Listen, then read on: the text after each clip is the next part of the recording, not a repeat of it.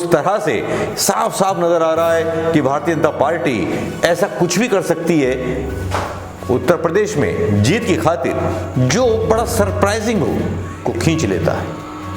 अपने कमेंट कीजिए दोस्तों और शेयर कीजिए इस वीडियो को। राकेश टिकैत की उस संभावना के बारे में आपका क्या कहना है जो संभावना अपने भाषण में राकेश टिकैत ने जताई।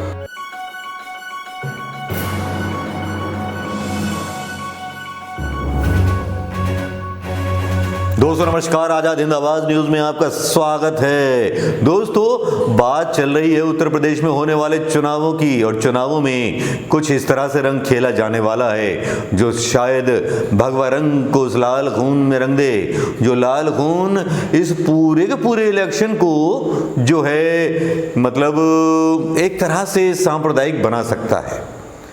ये एक घटना या ये कुछ आशा या कुछ उम्मीदें या कुछ गैस बड़े बड़े नेताओं और पब्लिक के सामाजिक संगठनों के द्वारा लगाए जा रहे हैं कि जिस तरह से भारतीय जनता पार्टी का अपना एक जो एक कहते हैं जनाधार है, जिस तरह से खिसक रहा है, उस तरह से साफ साफ नजर आ रहा है कि भारतीय जनता पार्टी ऐसा कुछ भी कर सकती है उत्तर प्रदेश में जीत की खातिर जो बड़ा सरप्राइजिंग हो। इसी तरह का कुछ आशंका राकेश टिकैत ने अपने एक भाषण में व्यक्त की। उन्होंने अपने भाषण में कहा कि भारतीय जनता पार्टी एक ऐसी पार्टी है जो किसी बड़े हिंदू नेता की हत्या करा सकती है। इस तरह की आशंका राकेश टिकैत ने अपने एक भाषण में जताई।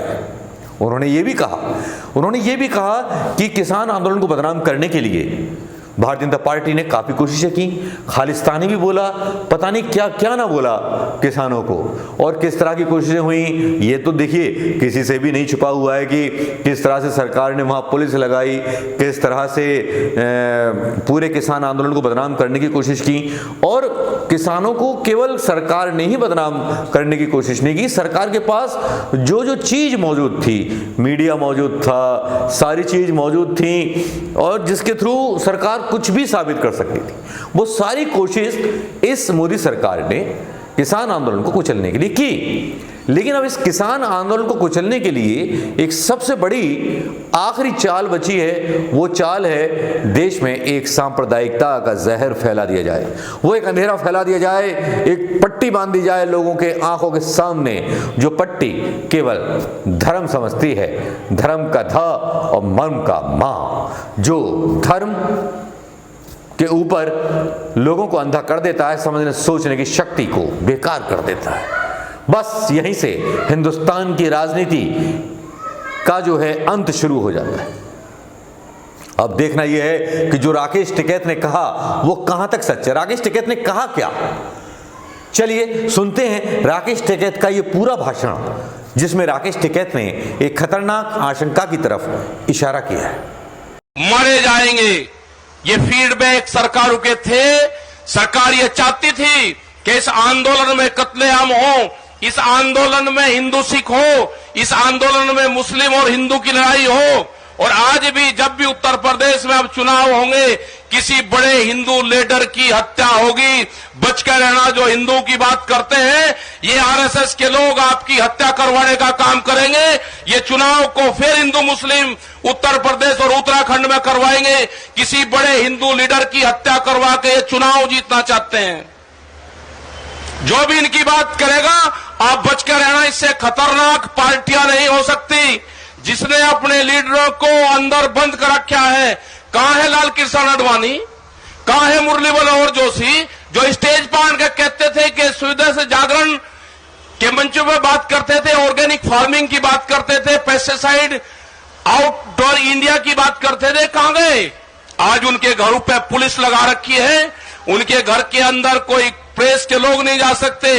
एक बयान देने की हैसियत उनके बुजुर्गों की नहीं है, उन्हें घर में कैद कर रखे हैं। अंदर जिन्होंने पार्टी बनाई थी वे घरों के अंदर कैद हैं। ये बीजेपी के लोग ये कह रहे जी आप हमारी पार्टी, भाई तुम्हारी पार्टी का अपने नेताओं को छुटवाओ, पहले उनसे बयान दिलवाओ। इस किसान मोर्चे के संबंध में उनसे बयान दिलवाओ। आपके तो नेता कैद में है, तो ये हमको या किसी को छोड़ देंगे? तो ये आपको ये आंदोलन ये भाषण आपने सुन लिया होगा राकेश टिकैत साहब का। इसे सुनने के बाद दोस्तों आपको क्या लगता है, जो राकेश टिकैत कह रहे हैं वो सही कह रहे हैं या गलत कह रहे हैं, या क्या होने वाला है आखिर ऐसा जो राकेश टिकैत ने जिसके आधार पर इतनी बड़ी भविष्यवाणी कर दी?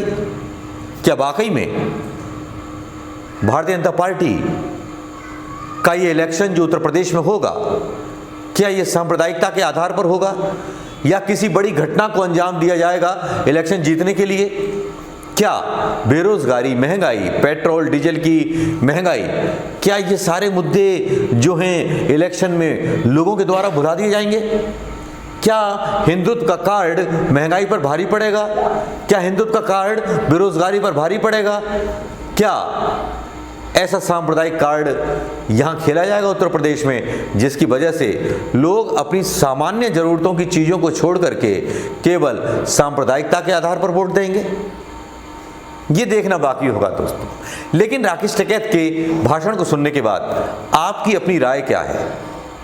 आप क्या सोचते हैं कि राकेश टिकैत ने जो बोला वो ठीक बोला या कुछ हद तक वो अपनी जगह सही हैं, या ऐसा उनको नहीं बोलना चाहिए था? लेकिन ये तो हम एनालिसिस कर सकते हैं, बाद में कर सकते हैं। लेकिन वर्तमान के जो हालात हैं वो हालात कुछ दूसरे इशारे कर रहे हैं। राजनीतिक दलों में आपस में गठजोड़, जोड़ तोड़ की राजनीति शुरू हो चुकी है। एक तरफ जहां बहुजन समाजवादी पार्टी भारतीय जनता पार्टी के पर्दे के पीछे की कहानी को सेट करने में लगी हुई है, वहीं असदुद्दीन ओवैसी भी अपना रंग खेलने की तैयारी में है। लोगों का कहना है कि भारतीय जनता पार्टी ओवैसी को एक मास्टर कार्ड की तरह इस्तेमाल करेगी। गाए बेगाए सोशल मीडिया पर भारतीय जनता पार्टी के नेता ओवैसी का धन्यवाद देते हुए नजर आते हैं। कहते हैं जब जब वो चुनाव लड़ते हैं भारतीय जनता पार्टी को फायदा होता है। क्या समाजवादी पार्टी की गलवैयां भी कुछ इसी तरह की होंगी, या क्या होगा उत्तर प्रदेश के चुनाव में?